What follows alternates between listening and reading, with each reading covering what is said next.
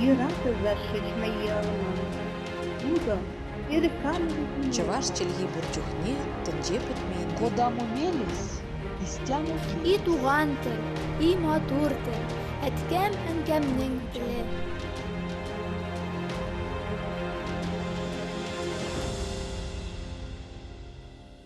Исәнмесез. Сез Татарстан 24 телеканалында туган тел тапшыуын карыйсыз. Сезнең белән Гөлүсә Сыңгатуллина. Бүгенге тапшыру Казанның үзәгендә урнашкан иске татар бистәсе. Аның төзелү тарихы, бистә белән бәйле шәхесләр һәм андагы тарихи мәдәни һәйкәлләр, мәдрәсәләр, белем йортлары хакында. 1998 елда Казан шәһәре үзәгенең милли, мәдәни мәгърифәт, һөнәрчелек һәм сәүдә традицияләрен торгызу максатларында иске татар бистәсе дигән тарихи мәдәни тыюлык булдырылды. Аның белән идарә итү өчен префектура оештырылды. Бүгенге көндә ул Казанның тарихи үзәге, татар халкының мәңге саекмас рухи чишмәсе булып тора. Тыюлык 88 гектар мәйданны били. Ул үз эшенә 18-20 гасырларга караган 70-тән артык тарихи һәм мәдәни истәлекле һәйкәлләрне берләштерә. Шуларның 6-сы федераль, 27-се республика дәрәҗәсендәге әһәмияткә ия. Бистәнең тарихына да күз салыйк. Ул 1552 елда Явыз Иван Казанны яулап алганнан соң төзелә башлый. Патша фәрманы буенча Казанның үзәгендә татарларга яшәргә рөхсәт ителми. Аларга Кабан күле артындагы сазлыклы урыннан җир бүлеп бирелә. Теләгән кеше шунда йорт җиткереп керергә тиеш була. Шул рәвешле 16-нчы гасырда татар бистәсе калкып чыга. Беренче мәлдә татарларны кысыркласалар да, вакыт үтү белән дөньялар үзгәрә. Россиядә аз-маз гына булса да демократия чаткылары үзен сиздерә башлый. Булдыклы татар халкы да бу форсаттан файдаланып калырга тырыша. Бистәдә әкренләп сәүдәгәрләр йортлары, мәчет, мәдрәсәләр төзелә.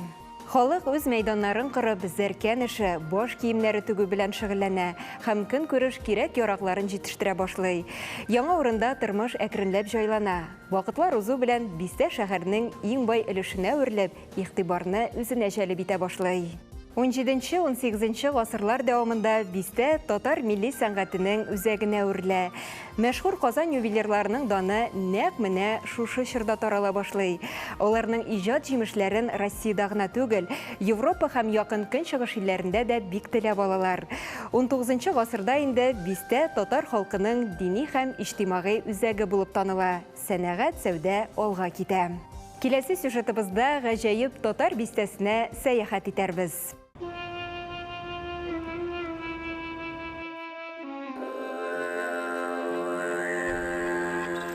Без хәзер иске татар бистәсенең макеты янында басып торабыз. Иске татар бистәсенең нәкъ үзәгендә дип әйтгәндә, һәм урамнарның элекке аталышлары хакында безгә әлбәттә Рушания апа үзе сөйләр. Бу макет 2023 елда туристик код, шәһәрләрнең туристик кодлары программасы буенча дәүләт акчасына, Россия Федерация дәүләте тарафыннан бирелгән акчага матурлап татар бистәсен һәм шушы макетны ясап куйдылар.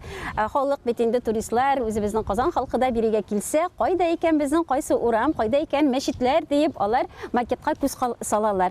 Ә мин инде туристларыма күрсәтәм элек ничек булганын һәм хәзер нинди атамаларда. Күз алдына китерәсез, 1552 елда Казан яулап алынганнан соң татарларны шәһәр диварларыннан ераккарак Идел буеның сазлыклы тирәләренә урнаштыралар. Анда татар бистәсе дигән менә безнең шул аерым бистә барлыкка килә. Аталып та йөртелгән шул. Әйе, иске татар бистәсе соңрак 18 гасырда биредә көньяккарак яңа татар бистәсе барлыкка килә. Ә кул алдыбызда менә иске татар бистәсенең төп урамнары дип әйтик. Шәһәбетдин Мәрҗани урамы элек атала сул як Кабан урамы дип, чөнки Кабан күленең сул ягына урнашкан. Биредә 16-17 гасырда урнашкан безнең татарларыбыз. Һәм байлар, бай катлам урнаша алган. Шулай ук безнең Каюм Насыйри урамы, Каюм Насыйри урамы дип ул 1930 елда гына атала. Аныңчы ул Захария һәм Елизавета ширкәү биредә ул ерак түгел урнашкан була һәм шушы ширкәү атамасы белән йөртелә. Соңрак инде 1686 елда Йомышлы татарларга татар бистәсенә урнашырга рөхсәт бирелгәннән соң арырак, көнбатышка табарак, хәзерге Габдулла Тукай урамында анда яңа урам барлыкка килә, ул инде Екатерина урамы. Иске татар бистәсенең үзәге Юнысов мәйданы булуы мәгълүм. Ә инде йомышлы татарлар дип 14-18 гасырларда вакытлыча гаскәри хезмәткә алынучыларны атаганнар. Димәк, монда байлар да яшәгән, һөнәрчеләр дә яшәгән. Бу гөрләп торган димәк бер бистә булган. Әйе, әле 1730 еллардан соң йомышлы булмаган татарларга, мишаннарга биредә урнашырга мөмкинлек була. Ул инде хәзер безнең Сара Садыйкова урамы. 2006 елдан Нариман урамын үзгәртеп куйдылар бу тирәләрдә. Һәм әле әйдәгез бу тирәгә килсәк, Зәңгәр мәчет тирәсен күз алдына китерәбездер хәзер. Һәм шунда фәкыйрьләр яшәгән. Мәчетләр буенча мәхәлләгә бүленә биредә. Бурнаевлар мәчете, арырак әле. Әҗим мәчете, әҗим сәүдә эшчеләр өчен төзеткән бик матур мәчет әйме. Һәм менә Зәңгәр мәчетнең мәхәлләсе ул инде әлбәттә фәкыйрьләр була. Әйдәгез менә бирегә табарак килик. Татарстан урамына. Татарстан урамы элек ул атала евангелистлар урамы дип, чөнки биредә менә безнең Мәрҗани һәм Татарстан урамнары чигендә хәзер без 6 катлы йортны күрәбез. Элек биредә 4 евангелист ширкәве була. Һәм шушы атама буенча аталган урам, евангелистлар урамы, Татарстан урамының тимер юл вокзалына таба өлеше инде анда интеллигенция урнаша. Мөхәммәдия мәдрәсәсе безнең, Галиевләр мәчете, ул тирәләр безнең инде Фатиха Аитоваларның акыл хатын-кызлар мәктәбе урнашкан тирәләр. Анда интеллигенция. Менә шушылай итеп бүленеш булган. Халык яңа урынга ияләшә, тормышлары әкренләп җайлана. Вакытлар узу белән бистә шәһәрнең иң бай өлешенә әверелеп, игътибарны үзенә җәлеп итә башлый. Менә безнең данлыклы печән базарыбыз кайдарак булды икән. Печән базары менә шушы Каюм Насыйри урамыннан, әгәр дә Татарстан урамын кистереп, бында алгарак барабыз икән, Мәскәү урамына килеп чыгабыз. Печән базары, ни өчен печән базары? Әлбәттә, печән дә сатканнардыр, чөнки татар бистәсендә бит инде монда халык яшәгән, үзенең малларын да тотканнар, кәҗәләрен дә, бәрәннәрен дә. Һәм Петр I килгән вакытта, ул сазлыклар дип әйттем бит. Сазлык күренмәсен өчен май ахыры, әле җирләр кибеп бетмәгән, салам җәеп куялар, печән җәяләр, һәм чистарак булсын өчен. Һәм шуннан инде печән базары дигән атама булган диләр. Шундай риваятлар буенча. Кызык, без инде печән базарын Тукай әсәрләре буенча гына беләбез. Әйе, анда инде нәрсә генә сатмаганнар, үзе әйтмешли, гырли Казан иртәдән кемдер алдана, кемдер алды. Әлбәттә инде төрле хәлләр булган, әле аны күфер пишмагы дип тә йөрткәннәр әйме. Иске татар бистәсендә 18 гасырда татар халкының атаклы кешеләре, интеллигенция вәкилләре, дин эшлеклеләре, сәүдәгәрләр һәм һөнәрчеләр яши. Бистә 70-тән артык тарихи һәм мәдәни һәйкәлне берләштерә. Бар Татарстанның, Казан халкының горурлыгы санала. Тарихи мәдәни һәйкәлләр татар бистәсенең тулы бер кыяфәтен тудыра. Мәсәлән, Юнысов Апанаевлар, Шамил, Мәрҗани, Каюм Насыйри һәм Шамил Йосыпов йортлары. Саны китсәң, исемлек шактый ызын, ләкин иске татар бистәсендә татар архитектура үрнәкләрен караудан тыш, үзенчәлекле атмосферадан да ләззәт алырга мөмкин. 19 гасырда бистәдә шәрек клубы эшләп килгән. Монда танылган шагыйрьләр үз шигырьләрен укыган һәм беренче татар спектакльләре куелган. Биредә дөнья күләм танылу тапкан Апанай, Зәңгәр, Галиев, Бырнай, Нурулла мәчетләре төзелгән. Татар шагыйре Габдулла Тукайның әдәби музее, мәгърифәтче татар галиме Каюм Насыйриның музей йорты, Галиәскәр Камал исемендәге Татар дәүләт академия театры һәм Татар утары кунакханә ресторан комплексы иске татар бистәсенең бизәге булып торалар. Татар утары комплексы исә үз эчендә Татар көнкүреш музее, халык һөнәрләре галереясы һәм сувенирлар кибетен берләштерә. Бистәдә гаҗәеп үзәкләр дә бар. Мәсәлән, кунакларны Чәкчәк музее үзенә дәшә. Биредә татлы шәрык ризыклары белән чәй эчәргә һәм татар милли ашларының борынгы рецептлары белән танышырга, әзерләү серләренә төшенергә мөмкин. 19 гасыр иске татар бистәсенең тагын бер бизәге – ул печән базары. Печән базары Россиянең Европа өлешендәге иң зур көнчыгыш базары булып саналган. Ул вакытта ук шәһәрнең бу өлешендә 11 күн заводы, 11 сабын заводы продукция җитештергән, йөзләгән кибет эшләгән. Мәрҗани мәчете 18 гасыр һәйкәле. Ул Екатерина II-ның шәхси указы белән беренче таш мәчет буларак халык акчасына төзелә. Әлеге мәчет бер кайчан да ябылмый. Мәчет төзелгәндә манарасы артык биек дип патша бикәгә донос та язалар хәтта. Ә ул исә гадел хөкем йөртә. Мин мөселманнарга төзелеш өчен урынны җирдә билгеләдем. Күккә таба алар үзләре теләгән кадәр күтәрелә ала. Чөнки күк минем биләмемә керми дип җавап бирә. Иске татар бистәсенең бүген безгә таныш булган архитектура мирасы нигездә 18-19 гасырга карый. Бистә шушы вакыт аралыгында формалашып беткән була. Ул чакта аның төп урамы Зур Екатерина исемен йөртә. Хәзер исә әлеге урам татар халкының бөек шагыйре Габдулла Тукай исеме белән атала. Иске татар бистәсе тарихы агымына әби патшаның зур өлеш һәм үзгәрешләр кертүе мәгълүм. Биредәге татарларга таш мәчет салырга, муллаларга Ырынбурга барып указ алырга, сәүдә эшләрен киңәйтергә рөхсәт биргән патшабикә ул. Үзегез беләсез, татар халкы элек-электән сату итәргә яраткан. Сәүдәгәрлек аның канында. 1767 елда белүебезчә Екатерина әби патша дип без аны яратып атыйбыз инде әйме. Казанга килгәннән соң бик күп фәрманнарга кул куя. Татар сәүдәгәрләренә биредә яшиләр бит инде, без бит инде ничек дип әйтим инде, сәүдәгәрләр сату итәсе килә, әмма Казанның урыс ягына чыгарга рөхсәт юк. Анда сәүдә итәргә рөхсәт юк. Һәм ничектер хәйләкәр адамга барганнар Кабан күлендә булак буенча менә шушында анда инде сәүдәләр гүрләгән. Екатерина II рус ягына чыгып сәүдә итәргә рөхсәт бирә. Һәм шулай итеп инде байып китә безнең сәүдәгәрләребез. Һәрвакыт әби патша образы белән очрашабыз. Ни өчен микән ул татарларга шундый якты йөз күрсәткән? Ни өчен шуны күп рөхсәтләр бирде икән? Ни өчен аларга шулай каршы игелеген күрсәткән? Әлбәттә, ул аңлаган татарларны кысып түгел, киресенчә иркенлек бирсәң, дәүләтне бит экономик яктан да үстерергә кирәк. 19 гасырда иске татар бистәсен хаклы рәвештә мәгърифәт үзәге дип йөртәләр. Бу чорда биредәге 11 уку йорты шәкертләргә белем биргән. 1870 елда шундый указ чыгарлар. Әгәр дә мәдрәсәләрдә укыйлар икән, балалар инде рус мәктәбендә дә укырга тиешләр, рус телендә дә белем алырга тиешләр.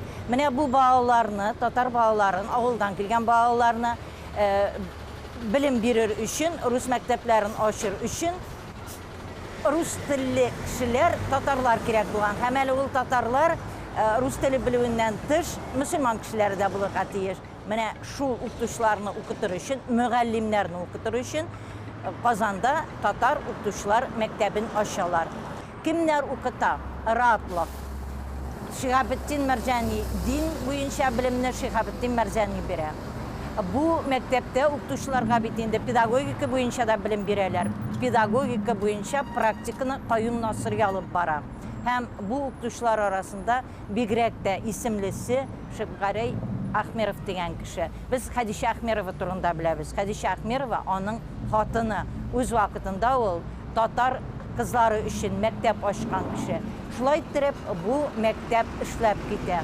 Әлеге мәктәптә данлыклы мөгаллимнәр укыту белән беррәттән шәкертләре дә күренекле була.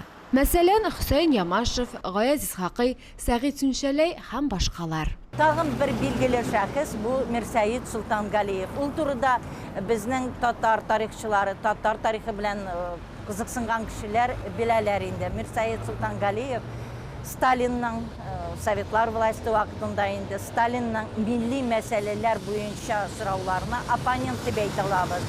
Сталин үзе milli nişik itip milletler üsüşü turunda söyləyəndə, ул религиядан vaz keçir turunda әйтә. Султан Галиев халыкка телне һәм религияны калдырырга кирәк дип бара. Менә шушы каршылыклар арасында иң беренче ул репрессиягә ияләгән. Һәм Султан Галиевшины, Султан Галиев белән бергә укыган кешеләр, алар шулай ук репрессиягә эләгә. Иске татар бистәсендә мәдрәсәләр тагын байтак әле. Барысының да тарихын тапшыру кысаларына сыйдырып булмас. Казанга, бистәгә килеп, үз күзләрең белән күрү кирәк.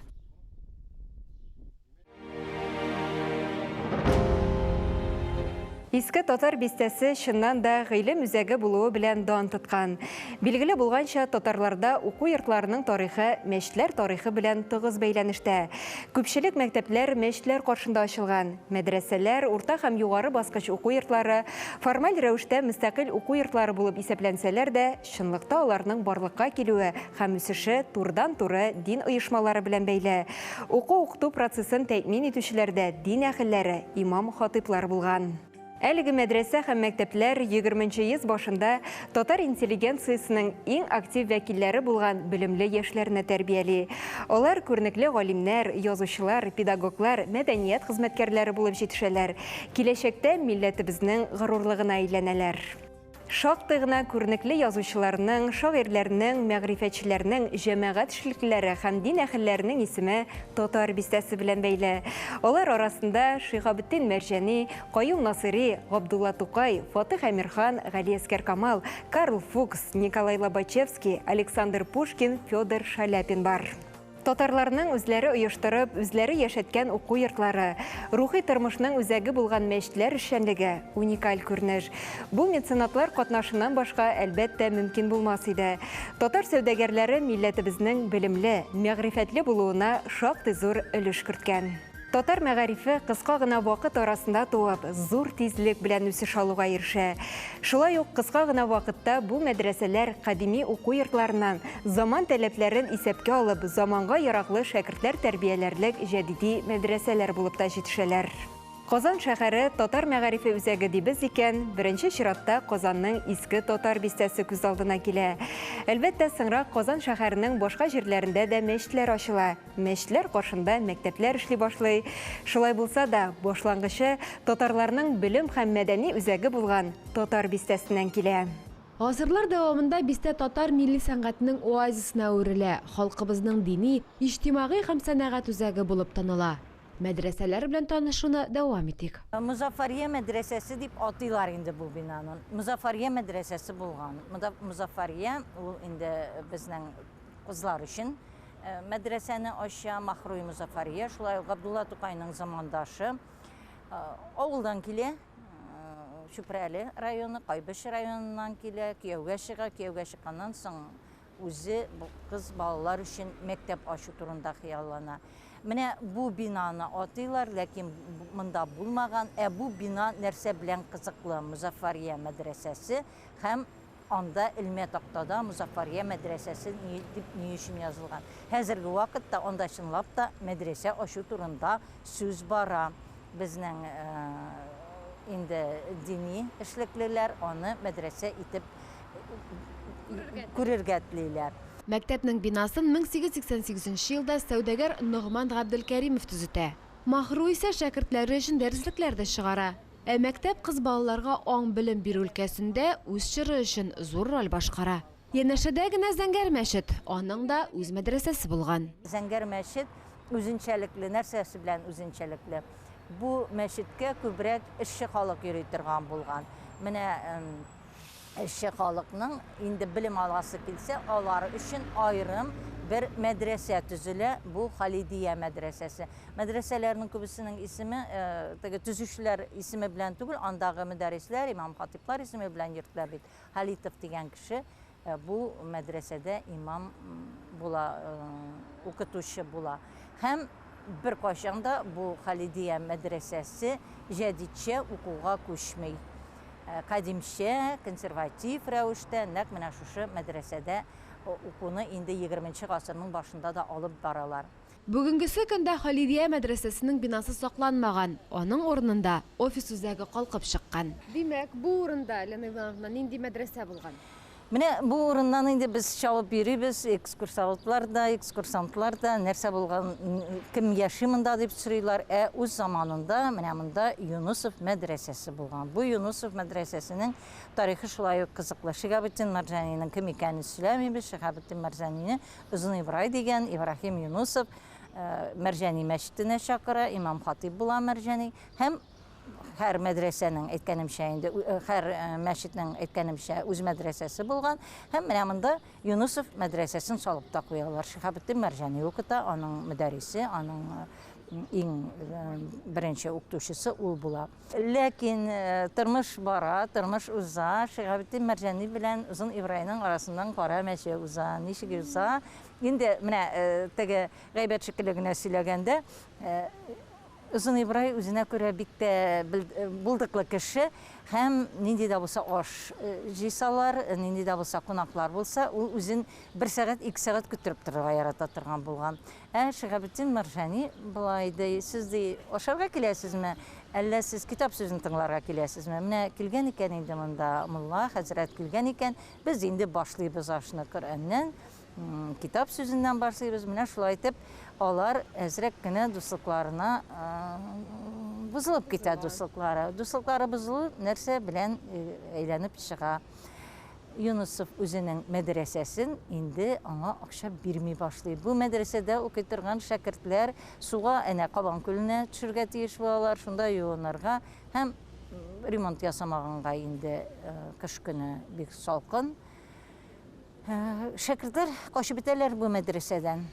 Шәкертләр качканнан соң кемне укытырга Шиһабетдин Мәрҗанига? Юнусов мәдрәсәсе юк һәм аңа укучылары, аның укучылары арасында бик тә күренекле, бик тә бай сәүдәгәрләр була. Аның өчен, үзенең өчен Шиһабетдин Мәрҗани мәдрәсәсен салып бирәләр.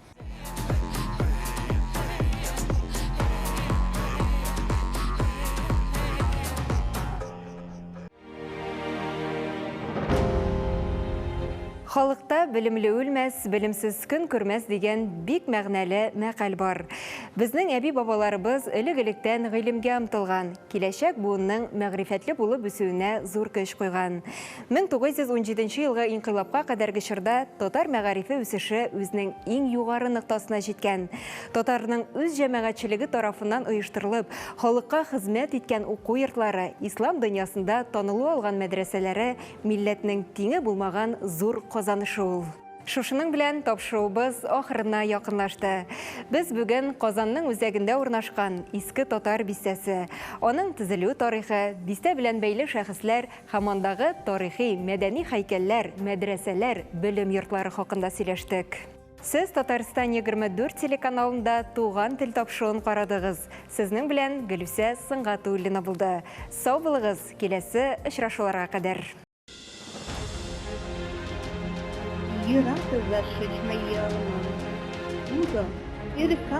Чуваш чилги бурчухне тенҗе бетмәйнде. Куда мумелис, истяму И туган тел, и матур тел, әткәм әнкәмнең теле.